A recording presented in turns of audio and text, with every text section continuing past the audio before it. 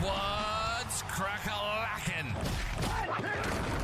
Welcome in to My Mind is a Weapon Fantasy Football Show. Hey!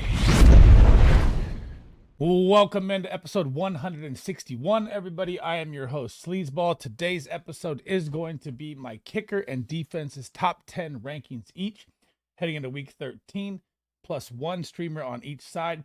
And there is no buys this week, guys, so everybody is playing.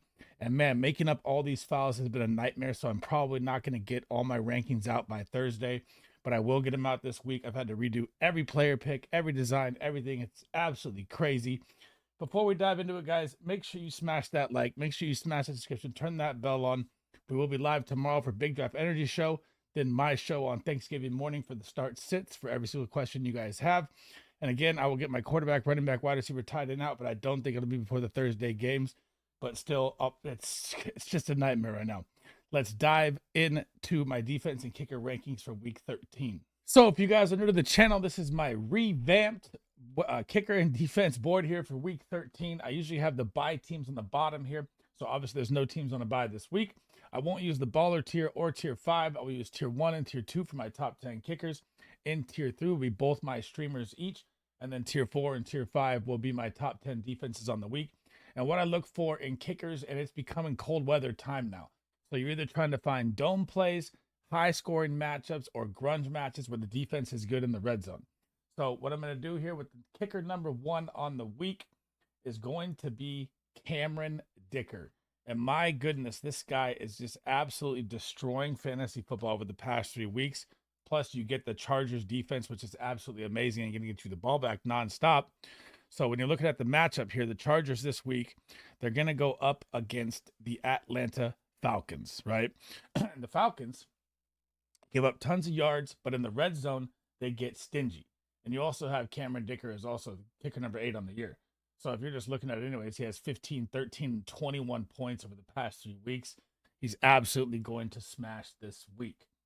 Number 2 is going to be Chase McLaughlin. Now, I know Tampa was straight TDs last week. You get the Carolina Panthers this week. They give up the most field goals, and the Bucs are trying to get back to 500 at 6-6 here.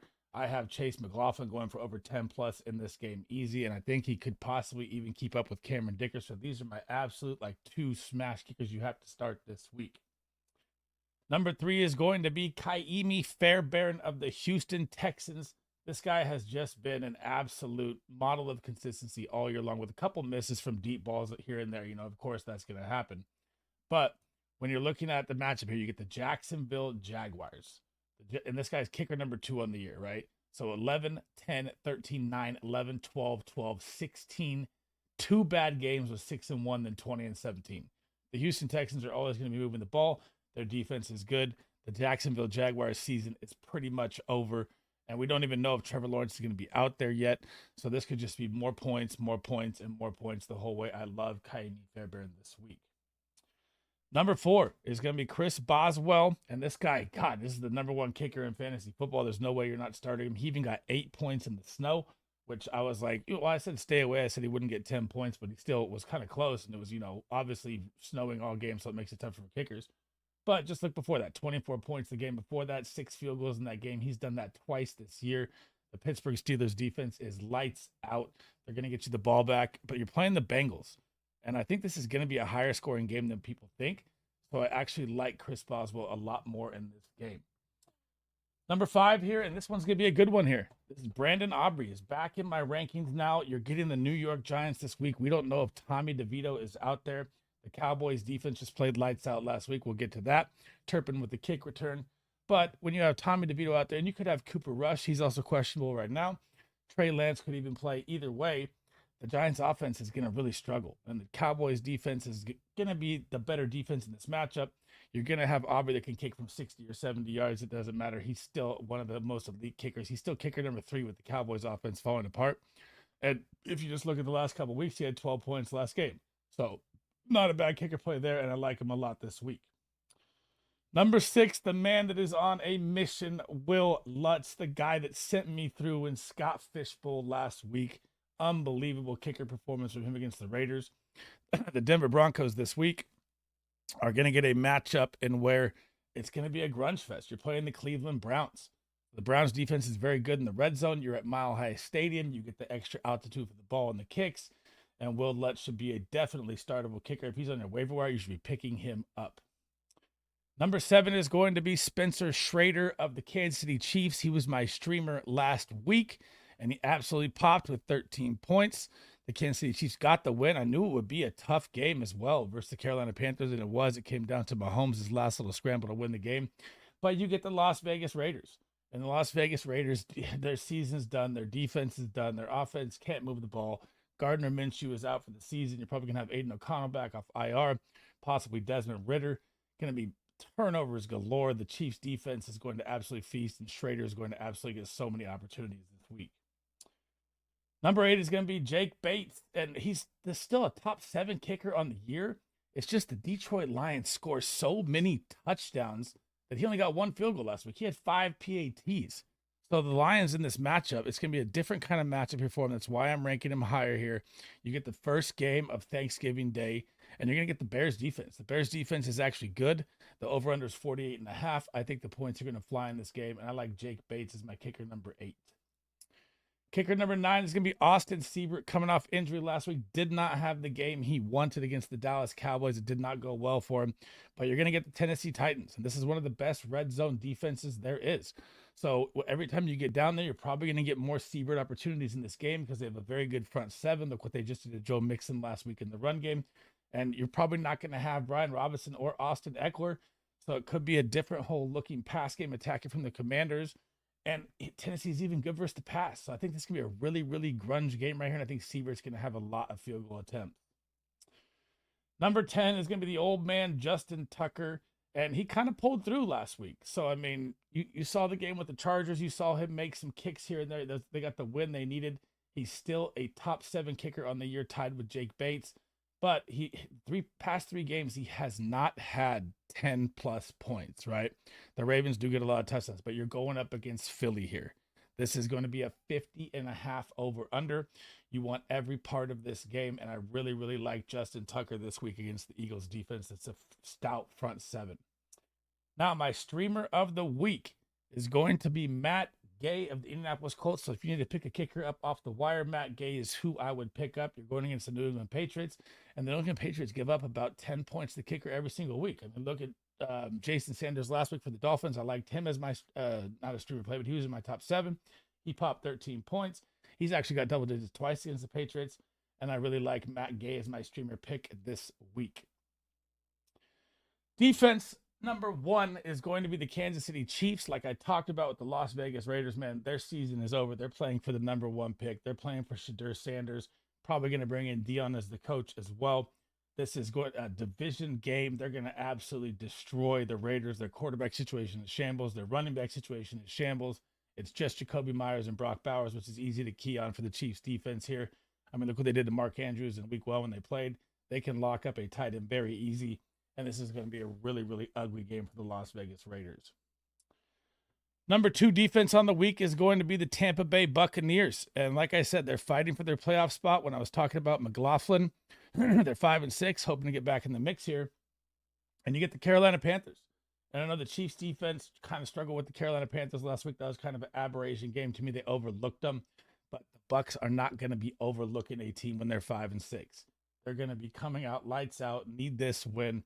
And the Panthers offense, I think Bryce Young is really, really going to struggle in this game versus the Buccaneer defense. Give me them as my defense number 2. Defense number 3, one of my favorite defenses. If you subscribed to my channel before, I always say the Denver Broncos defense is my favorite defense to watch. You're going to get Monday Night Football here. You're going to get the Cleveland Browns. Now, I know the Cleveland Browns offense has picked up a little bit with Jameis Winston, but it's going to be cold in Denver. It's going to be not a division game here, but going to be a game where it's kind of a grunge fest game. And these are what I look for in defenses and kickers. It's why I like Will Lutz a lot in this game. And this is why I like the Denver defense. And they are my number 3 defense on the week. Number 4 is going to be the Dallas Cowboys. So like I said, when I was talking about Aubrey, they have the best kick return man, the fastest guy on the field. Kayvon Turpin, absolutely. That spin move last week to break free on the kick return was absolutely nuts. The Cowboys defense got 22 points. And you get the New York Giants. I mean, you see Neighbors frustrated in his video. It's not the quarterback. Tommy DeVito might not be out there. Drew Lock was taking snaps today. Their run game, I mean, I thought Tyrone Tracy would smash. He did not. He still did okay. I think it's it's a backup quarterback game here, so it's going to be really, really ugly, kind of maybe on both sides. But Cooper Rush is finding a little rhythm. So I'm going to lean way more on the Cowboys side than I'm going to lean on the Giants side here.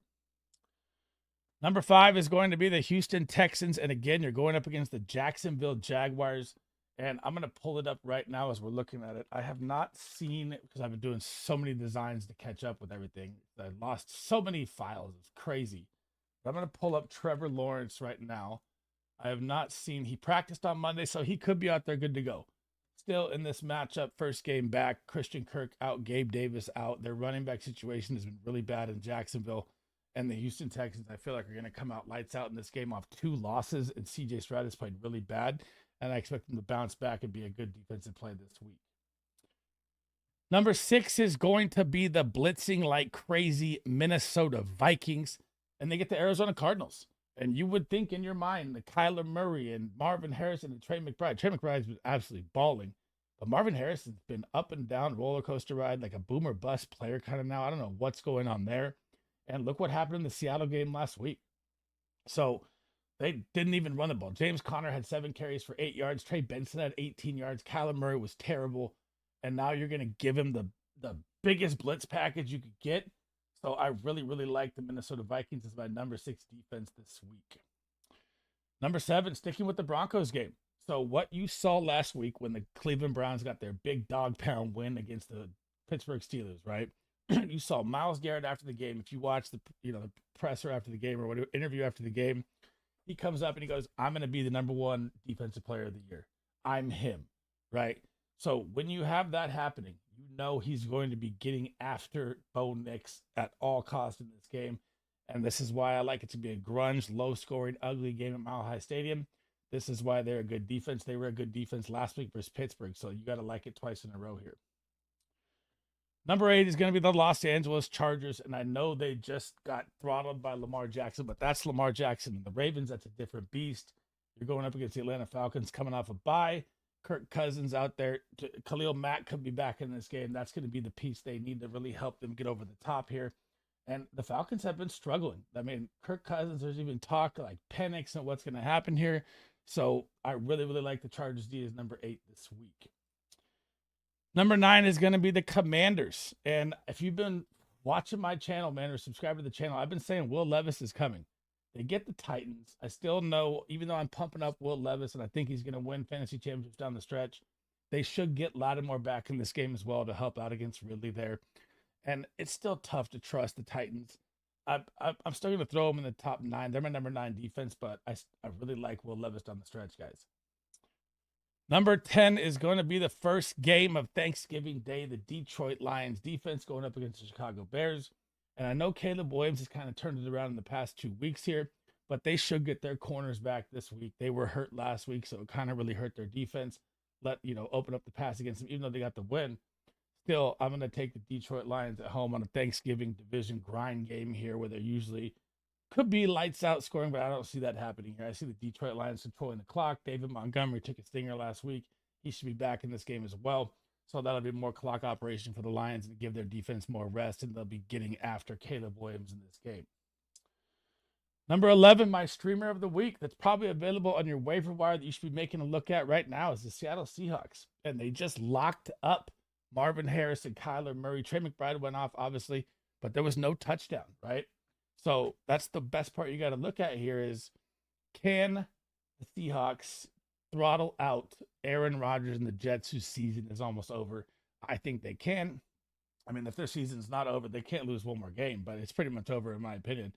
But Mike McDonald from the Baltimore Ravens, defensive coordinator, defensive-minded head coach on this, and that's why the Seattle defense is getting a little better here down the stretch, and I like them as my streamer play this week. Bang. Thanks for rocking with me today. That is the end of the episode, guys.